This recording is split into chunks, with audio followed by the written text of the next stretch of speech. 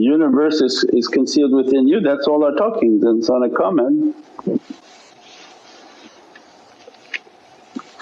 Also on this one, a timeless reality, and the book Insana Comment, that this entire creation is existing where? What's the Dr. Seuss book? Who hears a who? All these examples Allah showed us growing up. All of this creation is where? It's just Allah threw it out somewhere and just it's a random location? Or all of this creation must be contained in something. So alhamdulillah Allah gave us our usul and our fiqh and laws that everything is in La ilaha illallah Muhammadun Rasulullah. And La ilaha illallah is clear, it says, don't look here because there's nothing but Allah. So then La ilallah is the power, La ilaha illallah is the power, and Allah put all of creation in Muhammadun Rasulullah. So imagine all the galaxies, all the universes, everything created known and unknown to us is in Muhammadun Rasulullah in a location, right? Nobody builds a building and puts a wall on one side, puts a window on another side, puts a driveway in another place. It's all in one place Allah made this creation, and its vastness and size is nothing could be understood. So when we understand that everything in creation is inside this ocean called Muhammadun Rasulullah, and then within you, you're from that ocean.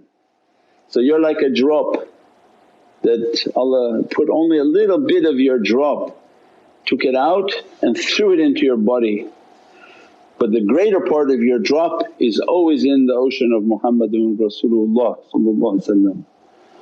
So then when you get to know yourself, you're supposed to get to know yourself in life, then you'll know your Lord, you'll know that which governs you.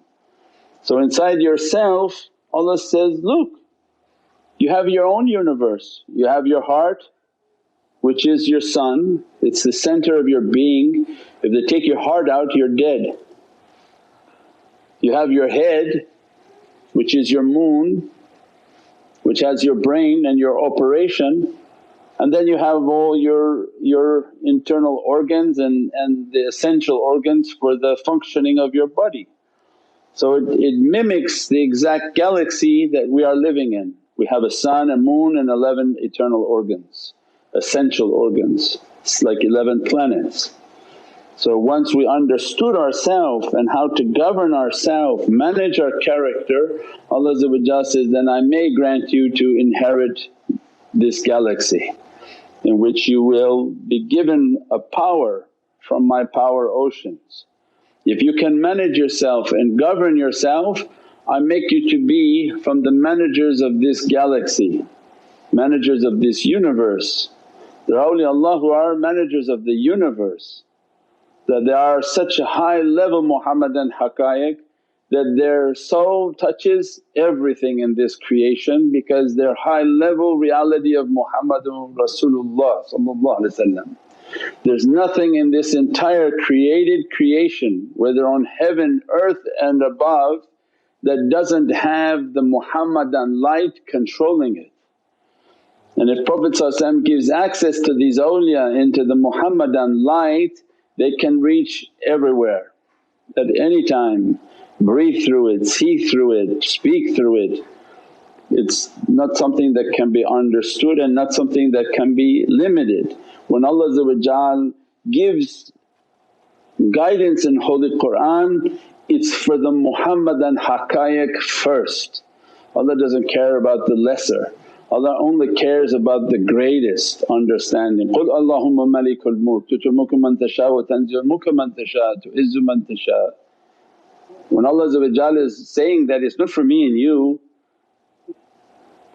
It's not for some attorney down the street who became an attorney.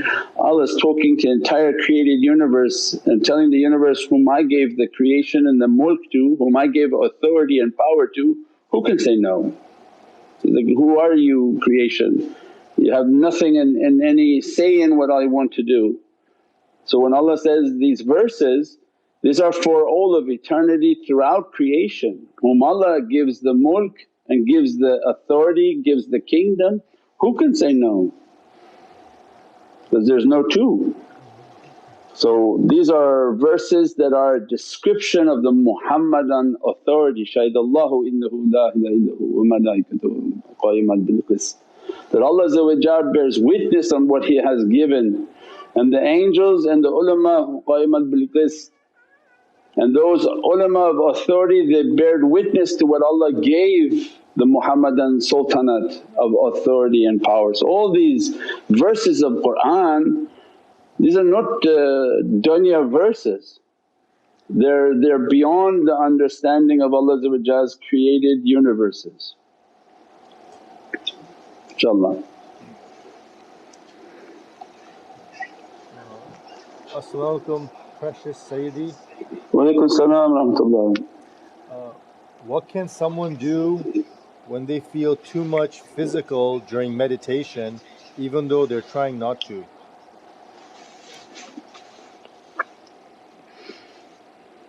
You're feeling too much physical? Yeah. You physical as in physical energy, or you're trying to be more subtle and energy wise, or it depends. I don't know what the understanding of the physical means. That when you meditate and try to connect to the energy, you're going to feel the energy. There's going to be all different levels of the meditation. Someone who may be doing it is struggling just to make the connection, to make the energy to come through, to go through the bad characteristics. Then there are times in which the tajallis come to clean, to burn, to have more haybah. Other times they may meditate and they be very subtle and feel like crying all the time. So these are all the different tajallis that Allah want to dress upon the soul. Try to always meditate and have a lot of tea or coffee so that you're not sleepy, and always on an empty stomach so that you're not putting the focus upon digesting food, inshaAllah. As-salamu alaykum wa rahmatullahi wa barakatuh, ya Sayyidi. Wa alaykum as-salam wa rahmatullahi wa barakatuh. Can you please guide us on what to do when you feel helplessness and don't have confidence? Try to have helplessness and don't have confidence. Try to build your confidence and not to feel hopeless. Hopeless means that the whole way of tafakkur is to resolve these issues. That hopeless, if you're making your meditation and you're making your connection, you're trying to build the light and the love of Prophet, you shouldn't feel hopeless, because the hope is in the najat, is the salvation through this light, and these practices builds a relationship in which a person shouldn't feel hopeless. And definitely not helpless, because this light has immense amount of support with it, so that they don't feel helpless. They feel connected to the shaykhs, they feel connected to this light and the love of Prophet. But again they have to take care of everything.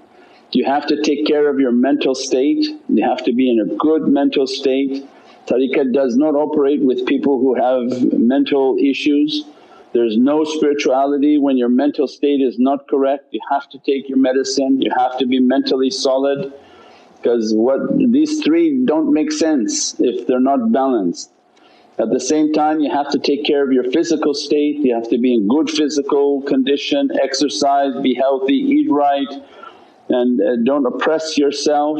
And at the same time then you bring your spiritual practices and your spiritual state, and not to be an oppressor to oneself without doing any spiritual practices and just eating and having brain and body. So the three have to be functioning together. There has to be spiritual practices in which you sit, you connect and you meditate to bring yourself to be balanced. That balance and working and functioning, all of these healthiness is what allows the connection to take place. If you're not being healthy and you're lethargic, don't go out, don't work, don't do nothing, sit there and think, oh I'm going to have a connection.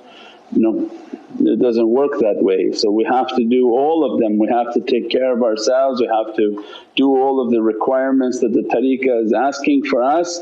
And Mawlana Shaykh was very much against laziness, that he doesn't like people to take subsidies and just hand out money, but to go and work. And as a result of working they sweat, they get out. There's so many other difficulties that come with a laziness, because you don't get out, you don't get air, you don't go out and breathe, you don't see Allah's creation, and then your mental condition will begin to deteriorate.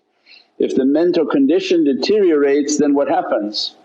You no longer can do the tariqah, because the tariqah doesn't deal with any mental deficiency. Because these spiritual trainings with the mind that's not correct is a bad combination, because they start to hear and say whatever they want, they do whatever they're imagining. So it has to be very balanced system. So inshaAllah Allah inspire us all to do more, to do better, to work hard, to get out, to breathe, to exercise, to take care of ourselves and to do our spiritual practices in a balanced way inshaAllah.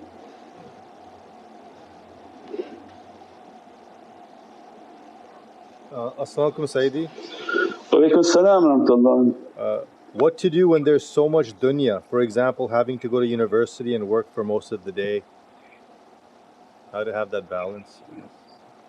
Yeah, everything is the whole world isn't like that. It's not just university. Everyone working all day long in an office 10 hours with people and busy places. That's the Khwajagan Naqshbandiya specializes in that training, that you have to train on how to balance your day. You have to have a good organizer, time management on what you're going to do at what time, so that you do your awrad throughout the day, you do your practices throughout the day.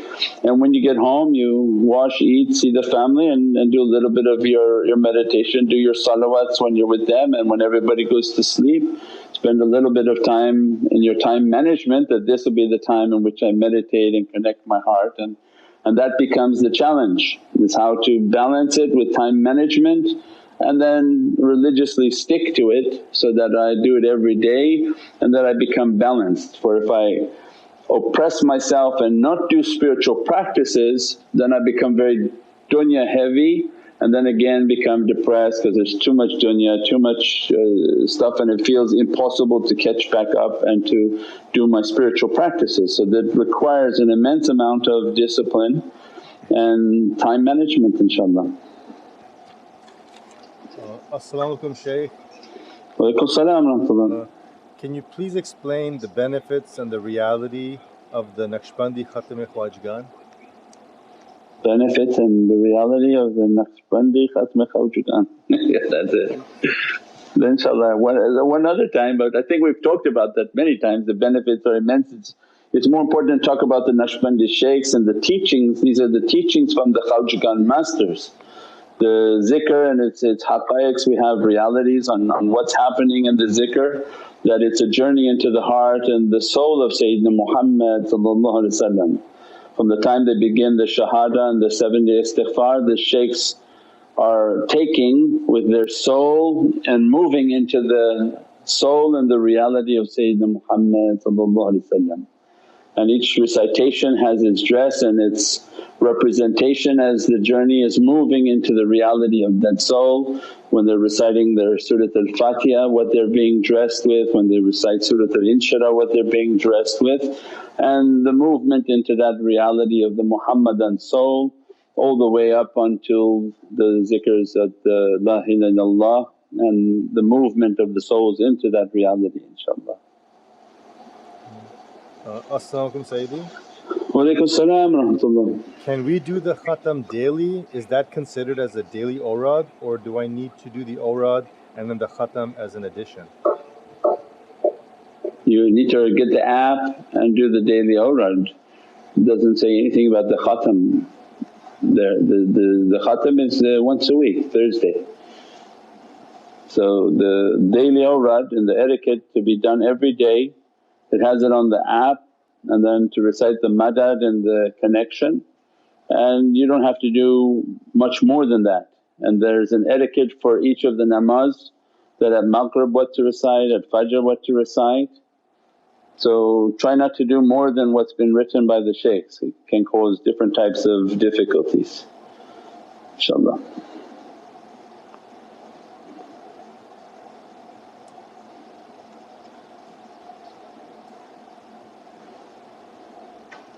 As-salamu alaykum Sayyidi. Walaikum salam wa rahmatullah. Can you speak about the importance of the story of Sayyidina Yusuf? That's in a different month. That's in the 12th month. That we just passed Sayyidina Yusuf on Zul Hajj. You can go through the videos on the Hajj and the realities of Hajj and the beatific character. Now we'll be going into the realities of the Ashab al-Kahf. So we talked about that tonight, and Sayyidina Mahdi and his wazirs inshaAllah to be dressed by their presence, dressed by their lights. And the 7 Ashab al-Kahf, that's why the Naqshbandiya has the taweez for the Ashab al-Kahf that Shaykh Nazim gave as a inheritance to the tariqah, how these great awliya left all of these tools for us, that we have the taweez of Ashab al-Kahf. Where we go in other places they say, oh we don't know how many Ashab al-Kahf there are. Well you don't know how many there are, but we know how many there are. So we have Ashab al-Kahf, Yamlika, Maksalina, Madlina, Marnush, Dabarnush, Sarzanush, Kafartatush and Qatmir. And 2 of them are jinn that are still alive now, training Naqshbandiya shaykhs for what's coming onto this earth. So alhamdulillah, when you put and display the taweez, you're displaying tremendous haybah and protection. That what Allah and what we just described of the inheritors of the holy face and the inheritors of these tajallis, when we display these in our home, they are known by the believing jinn, mu'min jinn, they know these names, they know the haybah, the light and the dress with them. And the nefarious ones are scared of that and scared of the tajallis that come with it and what it represents and why is it in that home. So these are all immense tools based on faith. To some people it looks like a piece of plastic because it's a laminated card, but to others they don't understand why there's fire coming out of that. And that's the one that you need. So that's why we do until one day we understand. The tariqah, we said before, you can take an Imam's book, Imam Shafi'i's book and study for 30 years and your prayers in those 30 years will be just horrible because you will have made all the mistakes you can imagine. Or you follow a shaykh and everything he does you just follow it, and before you know it after 5 years you're completely doing the madhab exactly the way it's supposed to be done. So by ittiba' and by following we gain all of these realities, but by investigation with our mind it take you a lifetime.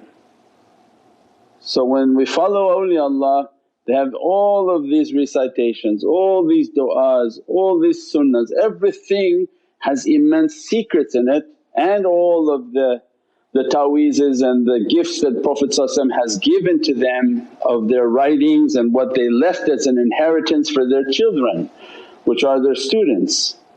They left these like treasures.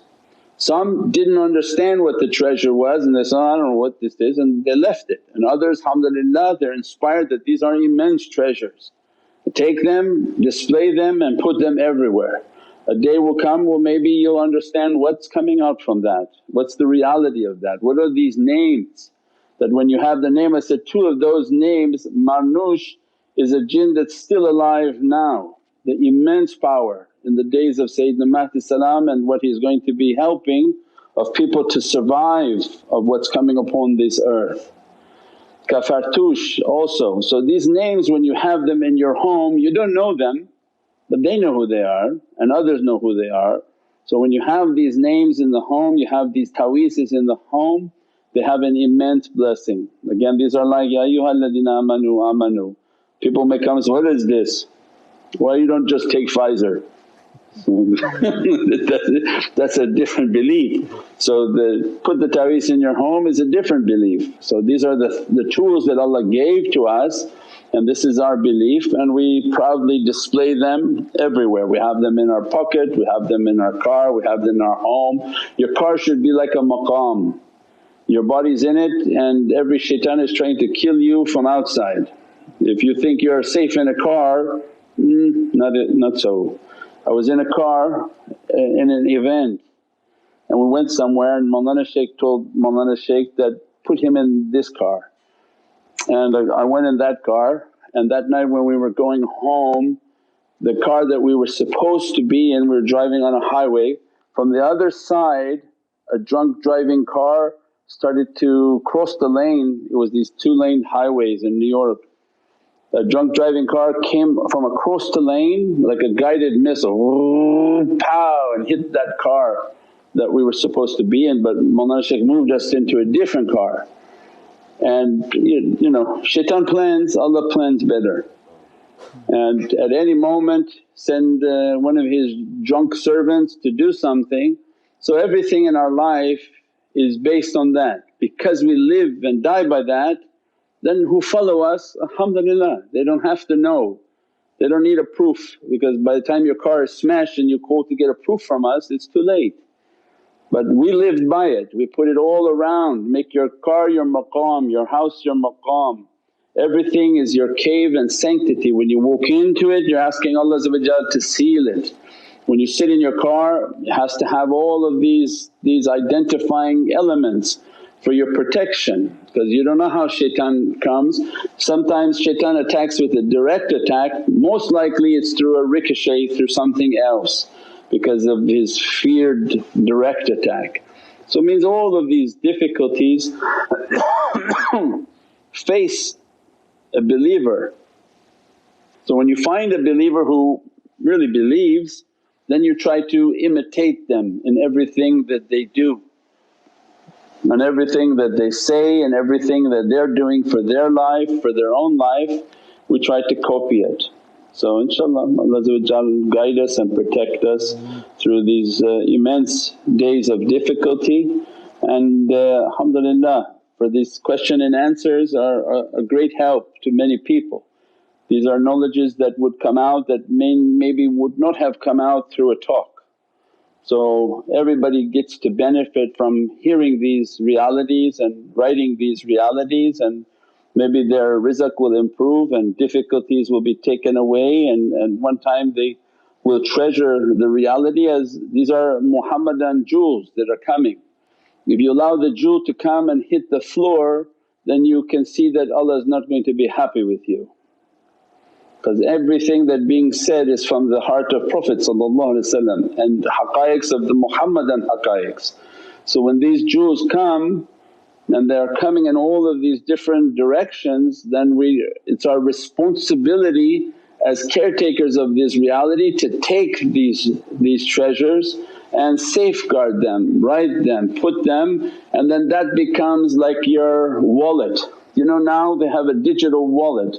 Somebody sends you a bunch of digital garbage codes and then they give you a garbage digital wallet and they say, put all those codes on this wallet and you'll have lots of money, right? Because those codes may have Bitcoin digits on them. What is that? But because it has some resemblance of dunya, people are, oh I got a digital wallet, I got this, I got this. But the digital wallet for Allah and the real wealth for Allah is that these knowledges that we described all our life, how much Allah loves Sayyidina Muhammad. And when He allows this knowledge to come out and to move through an audience, and then Allah is watching the audience and saying, they don't even care. You're talking about the realities of my Habib, the one whom I love and made all the creation for, and the knowledge just came, went and fell onto the floor.